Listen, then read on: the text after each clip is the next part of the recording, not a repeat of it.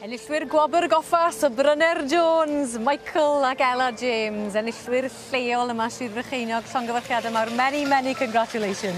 Oh, thank you ever so much. You didn't know about this till today, did you? No, I think you could tell by my reaction. I really didn't know, honestly.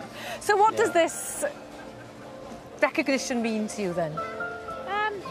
I think it's fantastic to think that other people think that maybe what we're doing is on the right track and that all of our hard work doesn't go unnoticed. So what are you doing, Michael?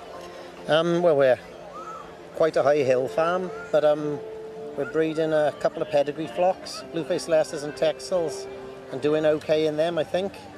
And we've also got a commercial flock of 500 Beulah Speckles and 200 Mills. You must make a great team too. We like to think so. Well, that's one thing we do try. We do work as a team. It's both of us together, isn't it? Yes, yep, definitely. Yeah. We don't always agree, but we always get to the same decision The in the best end. teams never do. No. I'm going to ask the judges now what they thought of what they saw at your farm. Dai a Dafydd, gawsoch chi gystadleuaeth oedd yn amlwg wedi'ch plesio chi?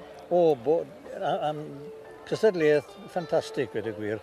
Oedd bob pleis o'n i ffermwyr da iawn. Ffermwyr wedi cael ei dewis gyda i gyd ffermwyr yn y sir, a felly o'ch chi'n dod i gyfarwydd â bobl oedd y gorau yn yr ardal. Ac yn enillwyr tîm rhagorol. Ond nhw'n dîm da, mae rhaid felly yn dydyn nhw. Ond oeddech chi'n chwilio am y ffermwyr Defyd mwy effeithiol. Beth oedd mor effeithiol ta am be welsoch chi fan hyn?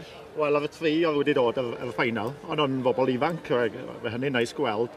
Dim jyst, ond eisiau gwybodaeth, ond eisiau gweld gweledigaeth hefyd. Dim jyst gweld defed o safon, ffarm o safon, ond yn rhaid ni gael o fel busnes mewn, bod nhw'n beiconodi, bod nhw'n gwybod eu costau, bod nhw'n talgedu elw efo nhw. Ac fe oedd y tri yma yn dangos elw, ac nhw'n hefyd yn dangos brwdfrydedd hefyd. A hefyd, ydych chi'n gweld i bod nhw yn ysbrydoliaeth i eraill ac y bydd pobl yn gallu dysgu o be fydden nhw, be ydych chi wedi weld felly? Wel, lle ni gyd dysgu wrth yr ddau yma, o'n nhw'n gwneud gwaith rhagorol efo magu David, a ffarmio i gyd glaswell, dim ffarm hwylus o gwbl, a gwneud job dda iawn ono fe. Arferchog, wel llongyfarchiadau mawr. Excellent work, you two. This is the highest accolade that the Royal Welsh Society can offer you, so many, many congratulations. How will you celebrate?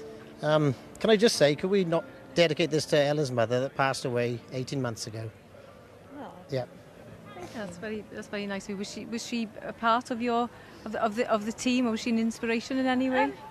An inspiration. Of course. Yes. Like all mothers are. Yes, That's of great. course. Yes. No, we'll celebrate quietly, go home and do some work, I think. You do that and keep up the good work. Maybe after a glass of wine. Gwych. Thank you. Llongyfarchiadau mawr. We'll all join.